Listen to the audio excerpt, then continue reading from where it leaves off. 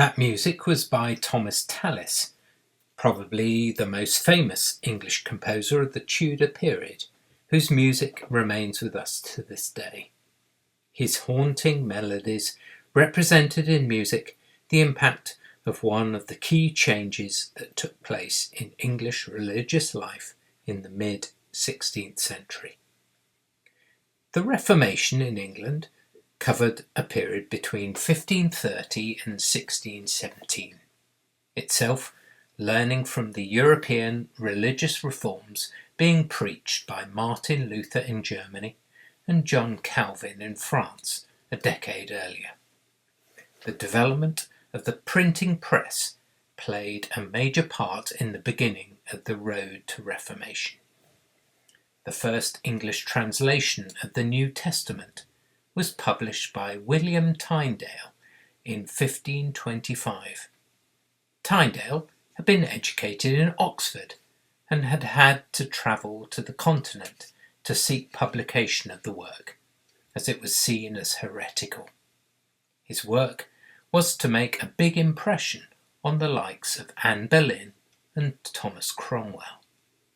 However, the core period that most people associate with this massive change in our way of life came in the years 1534 to 1540, when monastic buildings of the country were all closed by the order of Henry VIII. It is that and its aftermath which I shall focus on here. The dissolution had a huge and devastating effect on a large proportion of the community and resulted in a significant change in the way of life that could be traced back over 1,000 years of Christianity in England. Many believe that it was the breakaway from monastic life that enabled the kick-start towards industrialisation and technological innovation that would flare up 250 years later. For the ordinary population, the change was significant, as the monastic property moved first from the church to the state, and then relatively quickly on to the king's loyal followers and favourites. Ordinary people's security was put at risk, and vagrancy and destitution increased as a result. If we consider the combined impact of COVID, the 2008 crisis and Brexit, and put them all into one, we would not come close to the impact of what occurred over this 5-year period in the 1500s. The shift in economic divergence between rich and poor we have seen today is relatively minor compared to what took place during Henry VIII's time. This was a major change to everyday life in England due to monasteries' multiple roles within society, not only as places of religious support, but as places of employment, healthcare, food production, and community. John Clarke at the University of Exeter suggests that there were around 12,000 monks, friars, canons, and nuns in England in the 1500s. There were also around 40,000 permanent staff supporting the buildings and over 50,000 tenants connected to the 850 religious houses in the country.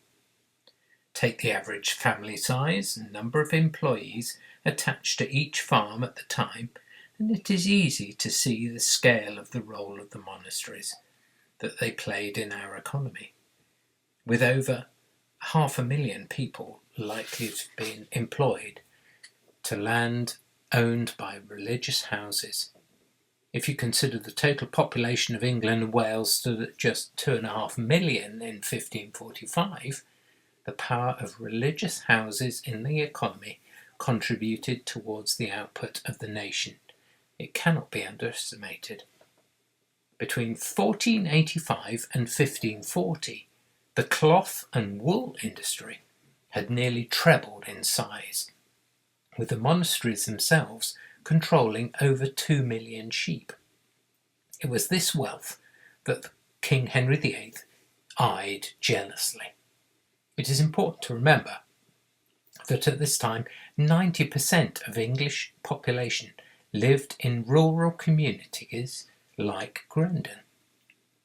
Life in the late medieval Britain and early Tudor period represented a time when England's population had still not recovered from the turmoil of the Black Death. Add to this the financial hardship caused by the overseas wars and civil war known as the War of the Roses, then it's clear that times were hard. The War of the Roses had seen the country face a period in the wilderness, on the fringes of Europe, as wealth was squandered on internal strife. Under the new king, Henry VIII, the country was once again seeking to assert itself on the international scene, supported by the strong financial position Henry's father, Henry VII, had left the kingdom in. This economic strength had been rebuilt after his victory at the Battle of Bosworth in 1485. However, the funds available in the coffers were not enough for the needs of the young king.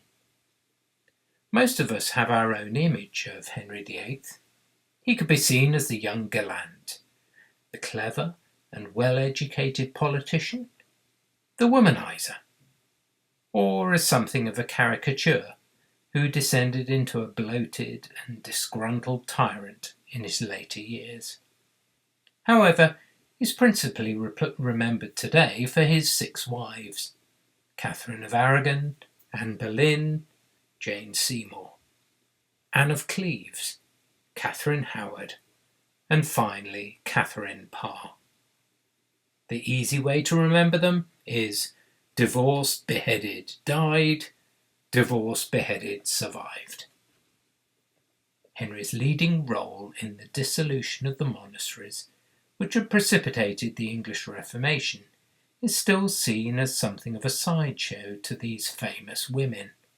However, through recent renewed studies of the period, particularly through the novels such as Hilary Mantel's Wolf Hall and its associated TV series, or Philippa Gregory's The Other Boleyn Girl, there's even the soap opera that was The Tudors.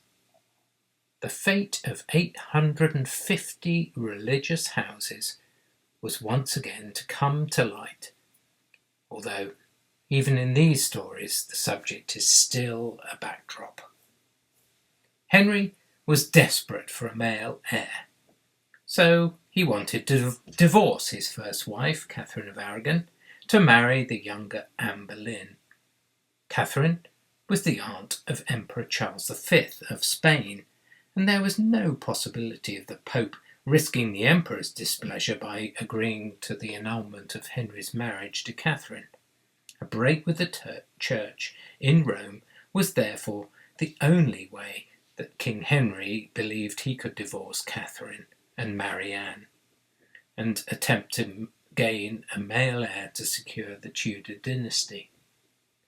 Given that it would be an act of treason, punishable by death, to openly speak against the king's marriage to Anne Boleyn, or his role as head of church, it is perhaps unsurprising that there was no initial opposition amongst the religious houses to the split with Rome. What happened to the monasteries was hugely significant in the development of the church in this country, and to associate it solely with Henry's divorce from Catherine of Aragon is to miss the real point. Henry simply needed money, and lots of it, to fight the French and the Spanish. It is said that between them, Glastonbury and Bury St Edmunds abbeys alone controlled more land than the king, and therein lay a major problem, especially when Cardinal Wolsey's attempt to raise taxes to fund the wars resulted in revolts amongst the population. At the start of Henry VIII's reign, it is estimated that between 10 and 16% of the land in England was owned by the monasteries, and with frequent bequests in wills from a growing population, this control over the gross domestic product of the country was increasing the monastery's wealth. In contrast, by the 1530s, Henry himself was out of cash. To some historians, this was the principal factor in the decision to target the abbeys and their riches, rather than the Church's failure to support his divorce from Catherine of Aragon. Henry remained a devout believer, who did not seek to drastically change church services or attendance. He was, after all, the man who had been given the title Defender of the Faith by Pope Leo X in 1521, following his publication of a book defending the Catholic Church from the attacks being made by Martin Luther. While English translations of the Bible were worked on, they were never officially sanctioned during Henry's reign, and church services remained largely in Latin until Edward VI became king.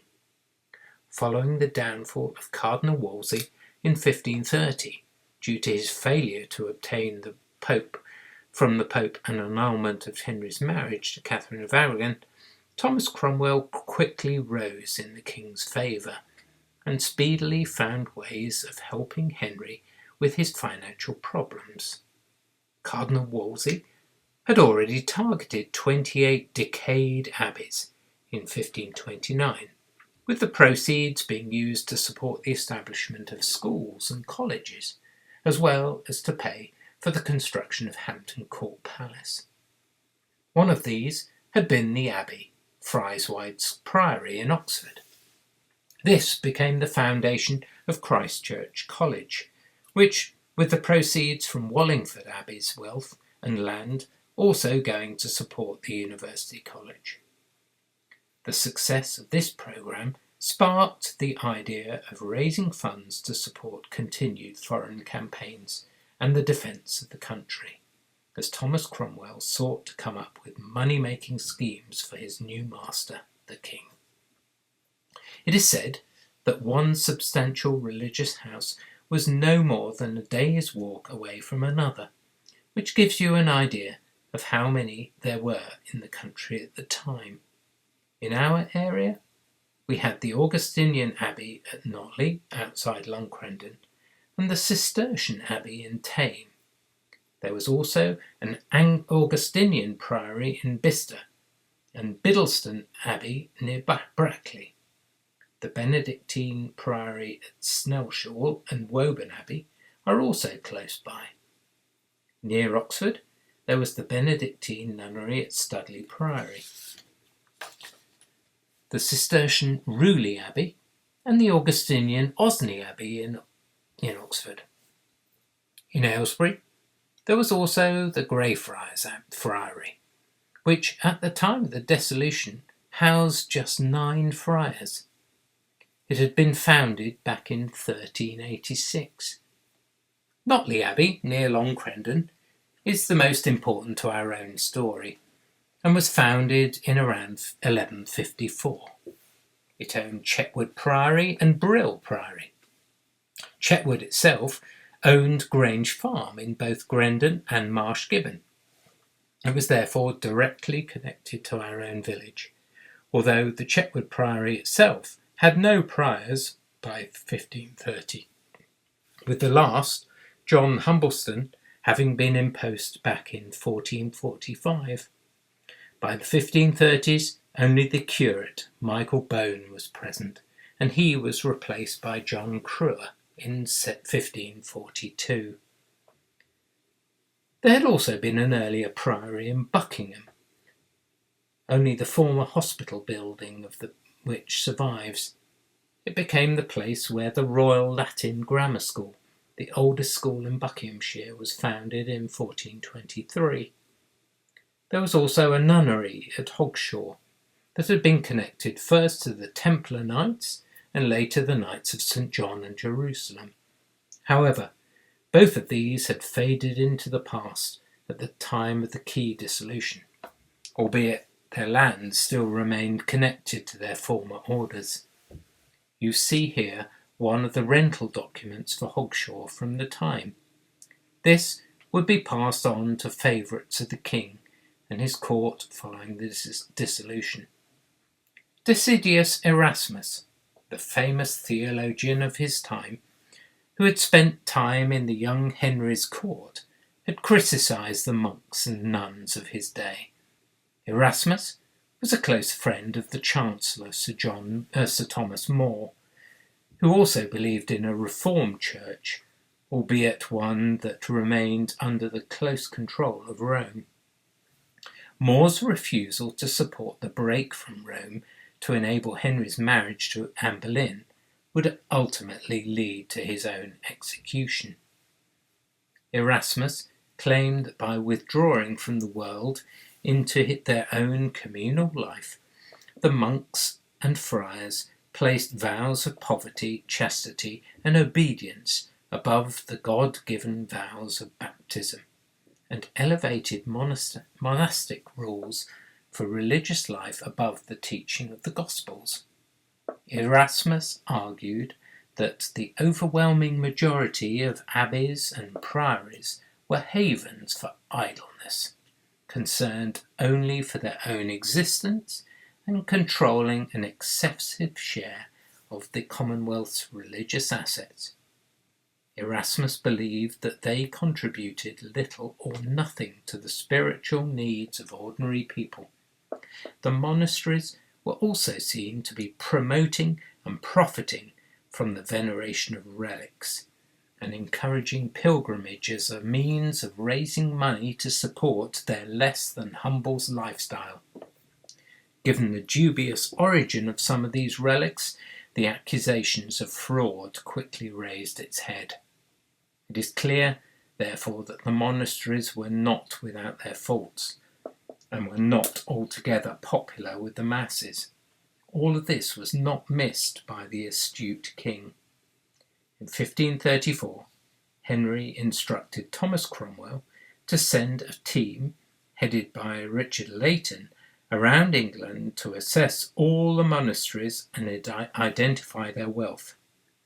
During these visitations, stories of monastic impropriety, vice, and excess, particularly the breach of vows of chastity, were collected by the team of officials who focused on any financial mismanagement and sexual misconduct that was unearthed. Out of this programme came one of the most important surveys undertaken in the country since William the Conqueror's Doomsday Book, the Valor Ecclesiasticus. This document records the earnings and values of each of the religious buildings in the country. It tells us that there were 8 deaneries in Buckinghamshire, with 86 parishes.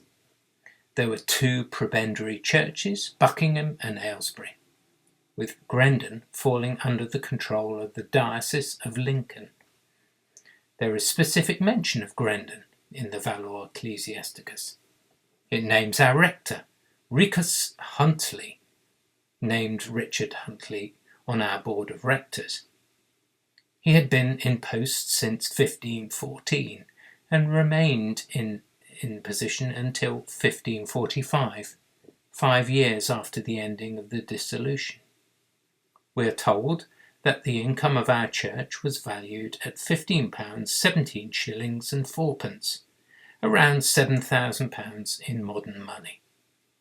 It's interesting to note that this is more than the value of Brill, East Claydon and Oakley churches, but less than that of Ludgershall and Hillsdon, and about the same as Middle Claydon Church. However, we were certainly not a wealthy parish. Once the value of all the monasteries had been worked out during the visitations in 1534, the Chancellor, Thomas Audley, brought forward the first Act of Suppression in 1535 that sought to close the smaller houses valued at less than £200. Around 400 closures took place, while another 67, which might have been closed had to pay a heavy fine to maintain their existence. Greyfriars in Aylesbury was one such house. To smooth the whole operation, senior monks, priors and abbots were given generous pensions. Henry Martin Clark, warden of the friary in Aylesbury, signed a document accepting a fine to keep the friary open. However, this reprieve would prove short-lived. Edward Stafford, the Duke of Buckingham, is quoted as saying that the whole shire is ready to tear down the buildings in support of the king's decision. Religious reform was still far from the king's mind, however. The 1534 Act of Supremacy secured the king's right to act as head of the Church of England, and the heads of all the religious houses were required to declare on oath their support of the king's newly declared position. All of the ministries appear to have accepted this initially. However, the Act also gave the king control over all the churches and religious houses' resources, lands, and wealth. Cromwell's initial idea was for all the monks and nuns to move into the larger and better off abbeys, forming a slimmed-down monastic network. However, in the north of England, open dissent began, with a revolt known as the Pilgrimage of Grace in October 1536. This saw over 20,000 people march on Lincoln under Robert Aske. A further rebellion, known as the Big Odd Rebellion, took place in Yorkshire in February 1537. Both rebellions met a similar fate, with the ringleaders being hanged, drawn, and quartered for treason. Over 200 were executed, including Aske in York Castle. The king was enraged by this rebellion and the disloyalty of the abbeys, and a second act of suppression was passed in 1538 that was to secure the end of monastic England, with the final 80 religious houses that had escaped the first suppression now falling under Cromwell's demands for closure. Aylesbury's Friary was closed on the 1st of October 1538. Notley was surrendered on the 9th of December 1538, and Studley Priory was closed on the 19th of November 1539. On each of these closures, the head of the abbey had to sign over the control of the buildings. We see here the examples of the signing over documents from Notley and Studley Priories, each one attached by the official seal, beautiful in their own right. You are looking here at the true ending of an era.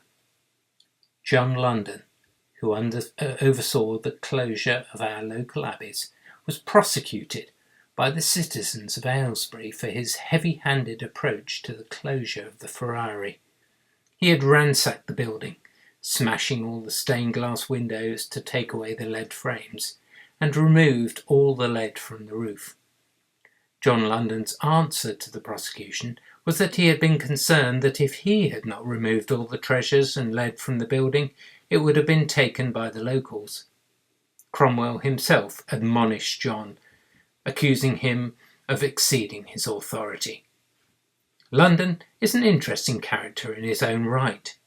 During his visitations, he was accused of corrupting nuns at Chepstow in 1537, but still went on to become the first Dean of Oxford in 1542 at the former Osney Abbey.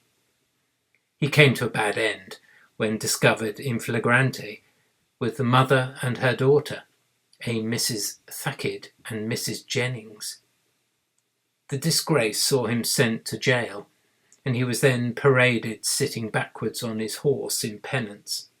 He died in prison shortly afterwards, having failed in a plot to oust Archbishop Cramner in 1543.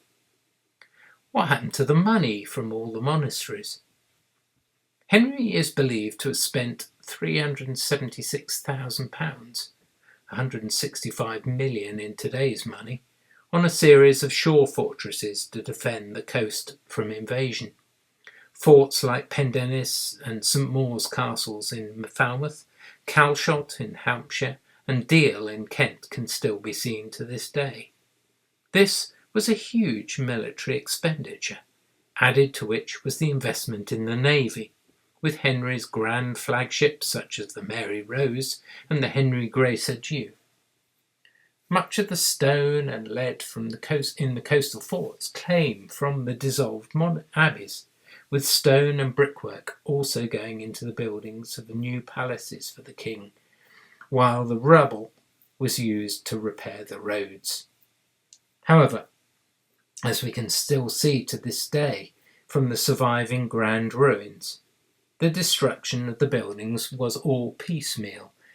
Much of the lead stripped off sat unused on quaysides in ports around the country, like Bristol, due to the poor transport infrastructure, and so ended up being pilfered bit by bit. Some of it was still there at the start of Elizabeth's reign.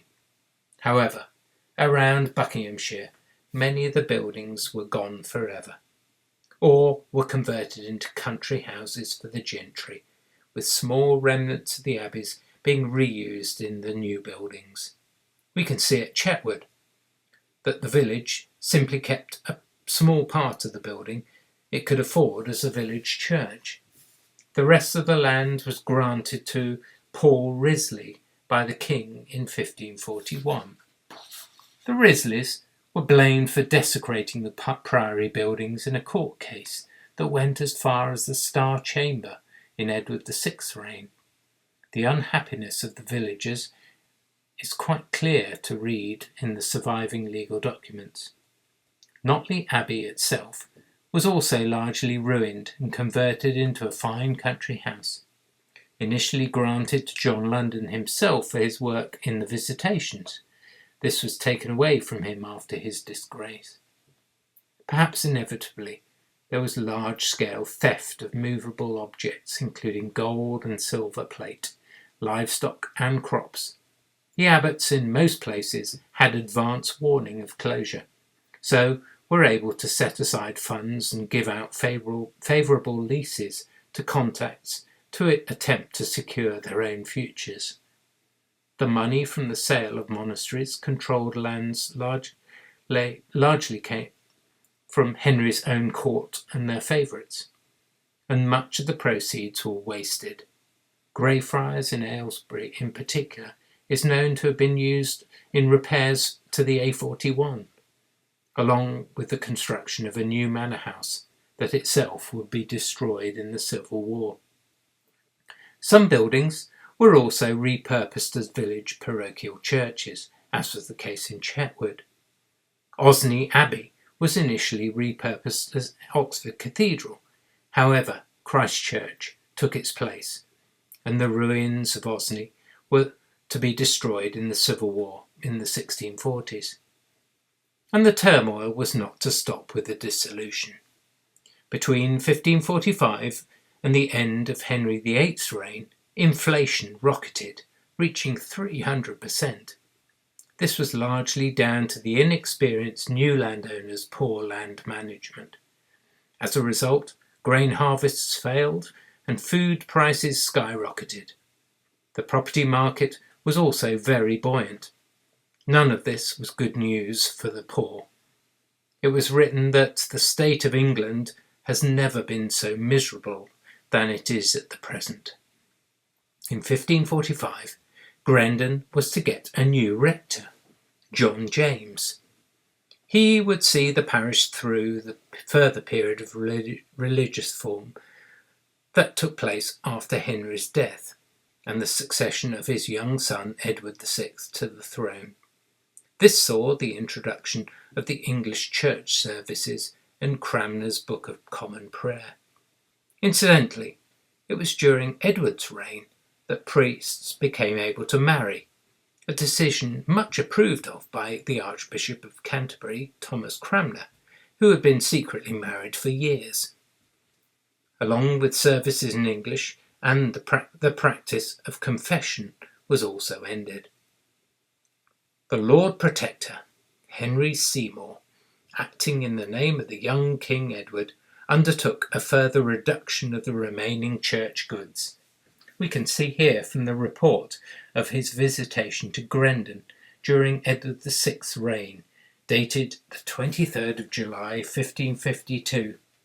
It tells us, concerning the goods, plate, jewels, and other ornaments pertaining to the church of Grendon Underwood in the county of Bucks, between Sir Francis Russell, Lord Russell, Sir Edmund Perkins, Sir Robert Drury, and William Tallesley, commissioners for the said goods, by a commission of 16th of May 1552.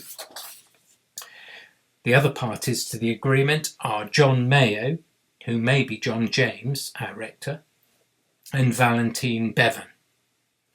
The church is noted to have had 1 chalice, 3 great bells, 1 Sanctus bell, 2 candlesticks, 1 saucer of latten, which is brass, 2 crosses of latten, and a screen of painted canvas.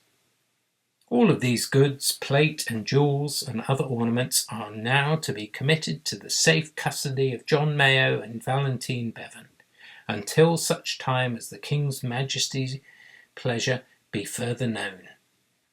John James was to resign after the death of Edward VI and the failure of Seymour's plan to place Lady Jane Grey onto the throne. You may recall that she reigned for only 9 days. The outcome was that Henry VIII's Catholic daughter ascended to the throne. John James obviously disapproved of the return to Rome. Let's hope he did not end up on the stake. Mary's resulting bloody reign saw Archbishop Cramner, Latimer, and Ridley executed for their reformed faith. All 3 were to be burned at the stake in St Giles in Oxford. However, by 1577, Queen Elizabeth, the Protestant daughter of Anne Boleyn, was queen, and had resurrected many of the reforms of her father, Henry. Religious reforms started to slow down with the return of Cramner's English prayer book. In our village, we have the news that the Ship Inn had been established by that year, with Francis Vesey being named as an innkeeper.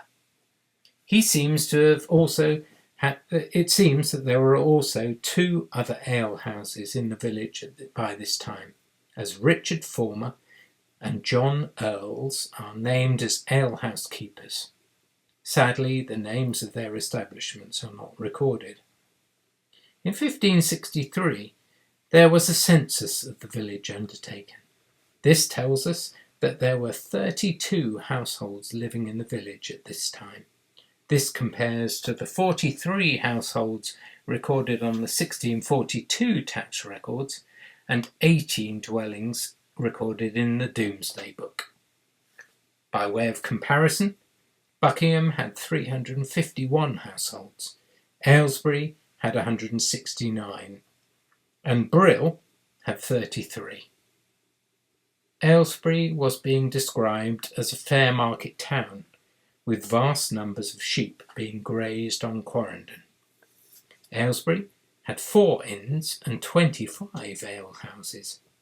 A tax survey indicated that 25% of the population of Aylesbury earned around £1 per year, with 40% earning between £1 and £2. Just 5% earned more than £20 a year. We shall bring this talk to a close with the introduction of the formally authorised translation of the Bible that was printed at the behest of King James. With it, the period of rapid and somewhat bloody religious reform in England drew to a close. We end with a piece of the Tudor composer of English church music, William Byrd. This prolific composer crossed over the reigns of Edward, Mary, Elizabeth, and James I. A student of Tallis, he had grown up in the unsettled times of Mary's reign. The music he has left us with is, in my opinion, sublime. Thank you for listening.